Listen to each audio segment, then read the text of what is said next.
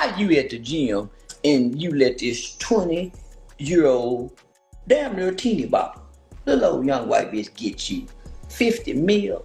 You offered a pink toe Peckerwood 10 million. Ocho brought your name up a couple times on Yeah, the show. yeah. Shannon really don't like me. You know what? Oh, I done call all the football players, man, big old dumb stupid ass. You know, so I done offended and insulted everybody. Yeah. But you gotta understand, homie, I done said some horrible things about Dion and the boys. You see what I'm saying? Yeah, this an alumni. Yeah, that's why. I said some horrible things about Dion is the modern day Bill Cosby and them boys is Theo Huxtable and yeah, man. Yeah. He's the modern day of that. Cause it'll be messing up his. This is the Fresh Prince and Bel-Air family. Yeah. The ideal father in the black community. This is So and here I am attacking him in his toe in his boy. Yeah. So now them all sick of my I attack him his toe in his boy. And jumped on P-Law. We idolize this family. Dion is Charleston White did not hold back when it came to Shannon Sharpe. He went all in, unfiltered and unapologetic, ripping into the former NFL star with the kind of surgical precision that only someone with nothing to lose can deliver. Following the explosion of controversy surrounding Shannon, Charleston made it crystal clear where he stands. In his eyes, Shannon Sharpe has been sold out to the system for years. According to Charleston, the recent wave of backlash isn't some random media frenzy. It's what happens when the Hollywood machine is done with you. When you've outlived your usefulness, they toss you out, and Charleston says that's exactly what's happening to Shannon right now. The first jab Charleston threw was a direct hit to Shannon's credibility. He pulled up receipts, reminding people of the time Shannon publicly said he wouldn't even ride an elevator alone with a woman, just to avoid any potential false accusations. That was back when Shannon was preaching hyper-awareness, playing it safe, and acting like he was smarter than the average celebrity. Fast forward to now, and there's viral footage of a young woman running up on him at the gym, with Shannon not just engaging but smiling through it. Charleston clowned him for that contradiction, saying you can't claim to be hypervigilant and then turn around and move reckless. He called it weak, hypocritical, and proof that Shannon's image was always more carefully curated than authentic. But Charleston didn't stop with that one moment.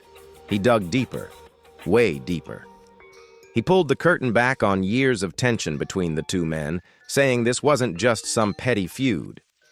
According to Charleston, Shannon had an issue with him long before the headlines, and it wasn't hard to figure out why. Charleston's known for talking wild, and he proudly owns it. He's taken shots at NFL legends, calling out players as big, old, dumb, stupid men who let the league chew them up and spit them out. He had especially harsh words for Deion Sanders, mocking the ideal father image and what Charleston sees as a phony portrayal of success and morality. In Charleston's mind, Shannon Sharpe fits that same mold, just another piece of the polished TV package, propped up to sell a sanitized version of black masculinity to corporate America. And that, he says, is exactly why Shannon took it personally. Charleston claimed Shannon couldn't handle being called out for playing a character. The suit, the safe talking points, the career pivot to sports analyst with network polish.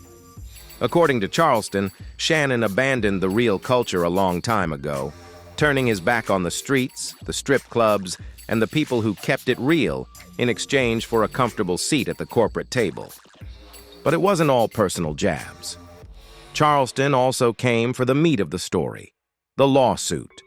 He broke it all the way down, pointing to the 13-page civil complaint filed by a woman identified as Jane Doe, who accused Shannon of sexual assault and battery. Charleston emphasized that this lawsuit wasn't linked to the viral IG Live incident from last September. This was a whole different woman with a whole different case. That, he said, should worry people. It suggests a pattern, not just a one-time bad judgment call. Then he really started connecting dots. He highlighted that the lawyer behind this lawsuit, Tony Busby, isn't just some random attorney. This is the same legal powerhouse who's gone after high-profile black men like Jay-Z and Diddy. In Charleston's view, Busby has carved out a reputation targeting rich and famous black celebrities, and now Shannon's caught in that same crosshairs. But even with that setup looking like part of a broader agenda, Charleston didn't let Shannon off the hook. Not even close. Instead, he doubled down, saying Shannon made himself an easy target.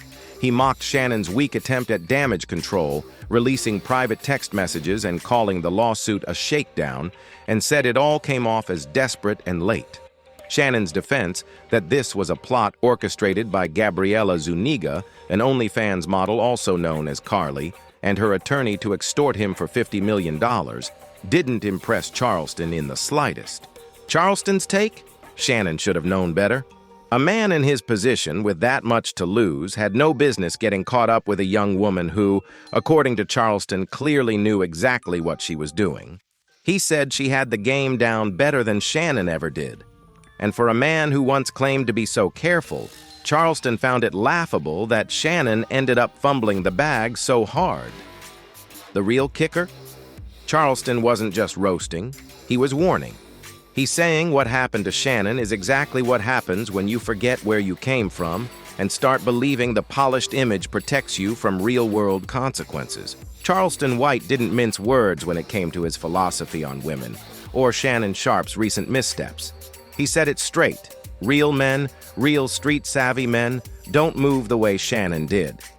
According to Charleston, when you deal with women who have been around the block, strippers, street women, grown women who understand the rules of the game, you don't end up in legal messes. Those women, he said, know how to keep it smooth, know how to keep it player. They're not trying to go viral or build a lawsuit. They're trying to handle things quietly on some mutual respect type of energy, but mess with young, impressionable women. The square ones who don't know the code and who come into these situations seeing dollar signs. And you end up exactly where Shannon is now, the target of a $50 million civil suit and viral humiliation. Charleston didn't sugarcoat a thing. He straight up said that some of these women aren't about relationships, vibes, or discretion. They're just trying to hit a lick, get the bag, and dip. And Shannon, in Charleston's eyes, made himself the perfect mark. Just when folks thought Charleston had said his piece, he dialed it up with a heavy and wild metaphor. He brought up Jesus Christ. But not in a church sermon type of way. Charleston joked that even Jesus, the Messiah himself, didn't surround himself with square women. He said Jesus rolled with Mary Magdalene, a woman who, by most historical accounts, wasn't some quiet, naive little church girl. She understood the world. She moved with experience. And that, according to Charleston, is the type of woman a man should have around if he wants to stay out of trouble. In his classic raw fashion, Charleston made a point that while outrageous, hit home for a lot of viewers. Men need to understand the value of dealing with women who already know how the world really works. Not every woman is meant for your image. Some are meant to keep your reality grounded. Then Charleston circled back to that now infamous gym video. He clowned Shannon hard for showing up to the gym in sweatpants with, apparently, no underwear. He painted a picture that was both hilarious and damning, saying Shannon played right into every stereotype that critics and the media love to throw at black men. And when the woman allegedly described his private parts as the size of a baby, Charleston said that instead of it being a compliment, the internet turned it into a meme and used it against him. It was another example, Charleston claimed, of how Shannon completely lost control of the narrative. Charleston said Shannon forgot his roots, forgot the kind of women who would have protected him, not played him. He made it clear, if Shannon had stayed in his lane, kept close to the ghetto girls who weren't chasing clout, who didn't see a lawsuit in every misstep, none of this would have happened. Because once you start stepping outside your community and trying to blend into circles that never truly accepted you, that's when the game turns cutthroat. That's when people smile in your face, but already have the knife ready for your back. But Charleston wasn't just talking about women. He kept the heat coming, saying the deeper issue was that Shannon had been sold out for fame a long time ago. He called out Shannon's obsession with looking polished, doing highbrow interviews, flexing on social media with gym selfies and tailored suits, all while surrounding himself with the kind of people who wouldn't hesitate to flip on him if it meant saving their own image. According to Charleston, Shannon's fall from grace wasn't bad luck. It was the price you pay when you abandon the real ones for the bright lights. And Charleston didn't forget receipts. He reminded everyone that Shannon let people like Gilly the Kid and others clown Charleston on their platforms. He said Shannon was quick to laugh at him when things were messy, but now that the tables have turned, Charleston's got no sympathy. He made it clear he wouldn't even step foot on Shannon's show now, not because he couldn't, but because he doesn't move with fake energy. "Once you switch up and leave your people behind," Charleston said, "you're on your own when things get ugly." The internet, of course, had thoughts too.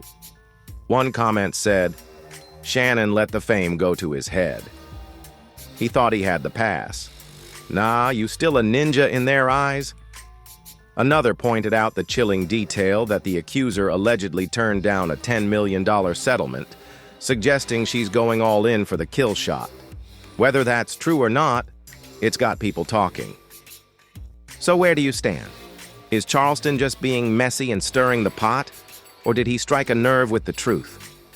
Drop your thoughts in the comments, and if you're here for the real talk, go ahead and hit that like, subscribe, and jump into the next breakdown.